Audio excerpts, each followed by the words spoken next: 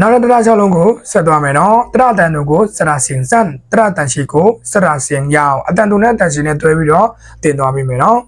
တရတန်တို့စရအိုစရအိုအားလုံးနဲ့တစ်ချောင်းကအောက်ကမြင့်အိုဆိုတဲ့အတန်မထွက်စီနဲ့အိုစရအိုတရတန်ရှိစရအိုစရအိုတရစရအိုကကြတော့မြင်းချောင်းတက်ကိုသူ့ရဲ့ခေါင်းလေးကကြော်သွားတယ်နော်သူ့ရဲ့ခေါင်းလေးကမြင်းချောင်းကိုကျောင်းသားတွေမြင်းချောင်းနဲ့ကြော်သွားတယ်နော်တော့ပိုင်းစရအော့စရအော့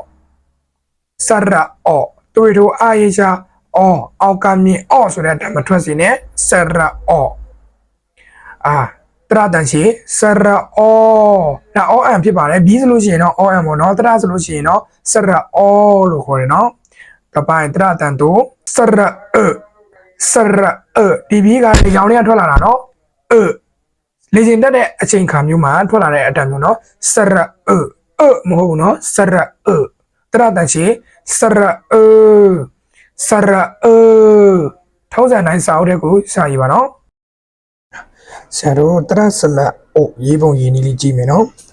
တရစလက်အိုမှာ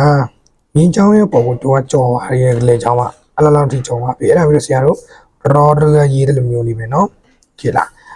ဘီးရလေကောင်မှာဆိုတော့အနုလက္ခဏာလေးရလေကောင်မှာတရတန်တူတွေမှန်တများကတရစလက်အတန်တူနဲ့ပေါင်းဆက်ထားတယ်နော်တရစလက်အိုအတန်တူဆရာဘီးထည့်ပြီးတော့ရေးမယ်ဆိုလို့ရှိရင်သူဒီမျိုးလေးကောအိုကိုခေနော်တရစလက်အိုပြီးတော့တရစလက်အိုကတရစလက်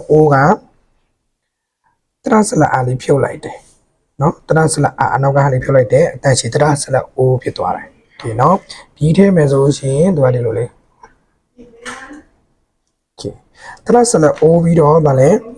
တရစလက်အော့တရစလက်အိုကတရစလက်အော့ကကျတော့3တရတောင်ပေါင်းစပ်ထားတယ်ပထမဆုံးတရကစလက် A ပါမယ်နည်းနည်းရှိပါတယ်စလက် A ပါမယ်အဲ့ဒါပြီးတော့ B ရလေကောင်မှာစလက်